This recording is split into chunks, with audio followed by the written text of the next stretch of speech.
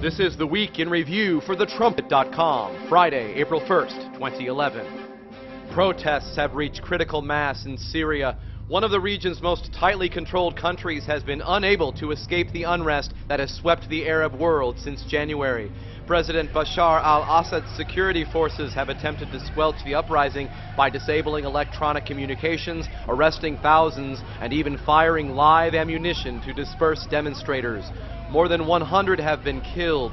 However, demonstrators continue to demand democratic freedoms and an end to the emergency law that gives Assad's security and military forces free rein in Syria. On Thursday, Assad outlined some steps toward reform, but many view these promises to be empty. He has made such gestures in the past, but has been able to maintain his defiant iron grip on the country thanks to his ties with Iran and Hezbollah. The situation bears close watching because biblical prophecy reveals that a split between Iran and Syria is coming. Egypt threatens to become more radical. Following the ouster of Egyptian President Hosni Mubarak in February, Egypt's new leaders have led the country away from Western-style democracy and closer to the Islamist regimes. The new Egyptian foreign minister said on Tuesday that Egypt will turn over a new leaf with all states, including Iran. He also said he did not oppose establishing official ties to Hezbollah, a terrorist militia. Mubarak staunchly opposed both Iran and Hezbollah, but the tables are dramatically turning.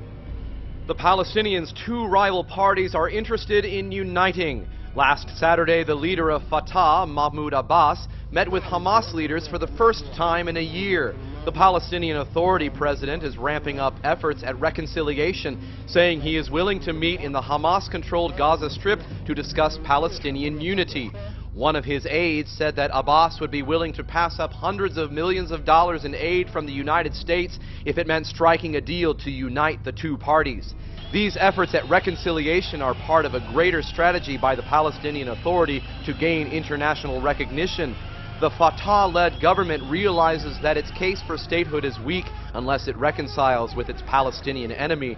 Watch for some sort of Palestinian unity to be reached, but for Hamas, not Fatah, to grab control.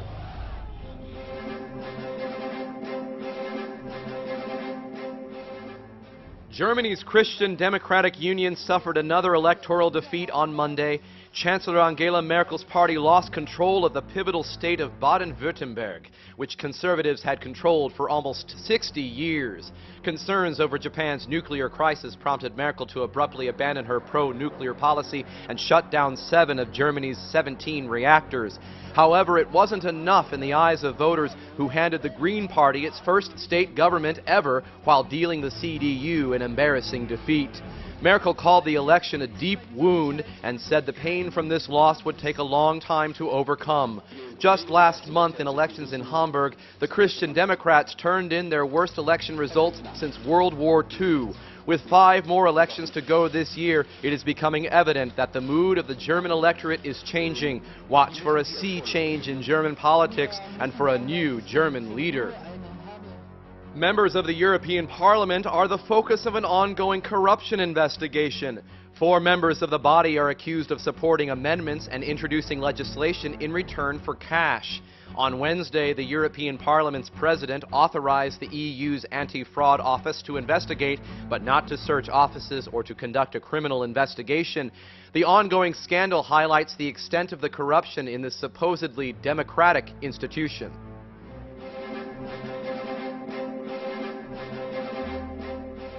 Japanese nuclear technicians may be losing the race against time. As they struggle to seal Reactor 2 at the damaged Fukushima plant, the reactor's core may have melted and released radioactive gases.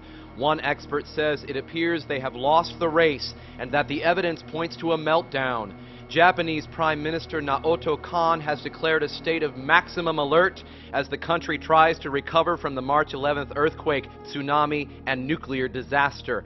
Scientists say that plutonium traces in soil samples show that the reactor's containment mechanism has been breached. The Japanese government has been pressured to widen the current evacuation zone of 12 miles, and there are fears that tens of thousands of residents who have had to leave may never be able to return.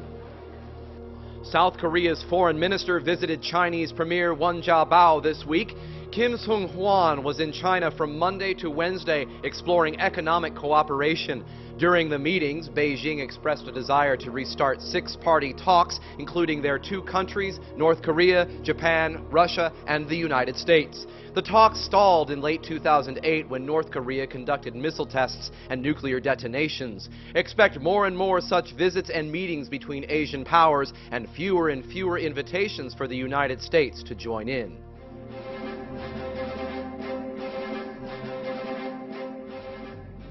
Last Saturday, London experienced its biggest protest since the Iraq War. Over 250,000 demonstrators turned out, some of them growing violent and causing thousands of dollars in damage.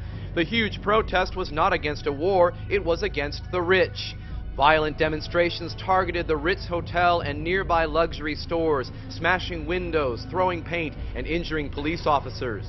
Protesters were denouncing cuts in spending and demanding that wealthy corporations and individuals pick up the slack.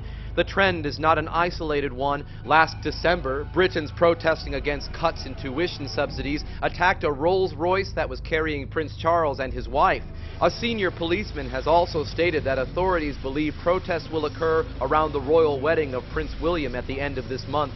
Britain's socialistic tax and welfare system has created a situation where many Britons receive money from the government and feel entitled to it and unable to function without it. Now, as the coalition government attempts to rein in spending to pull an economy back from the brink, citizens are showing just how little they are willing to sacrifice and how angry they can get. Britain's last publicly traded port operator sold out last Tuesday. Arcus Infrastructure Partners, a European fund manager, purchased Forth Ports. Forth controls London's major port and several Scottish ports. The sale of Britain's last port operator underlines the steep decline of a nation once defined by its maritime trading empire. Few have even bothered to decry the sale and the final page turning on centuries of tradition revolving around Britain's ports. In addition to Britain's turning away from that history, the sale also highlights a dangerous trade of financial expedience at the cost of strategic vulnerability. Britain has already sold off Heathrow Airport, several of its important transportation companies, and most of its biggest energy companies. And that is the Trumpet.com Week in Review.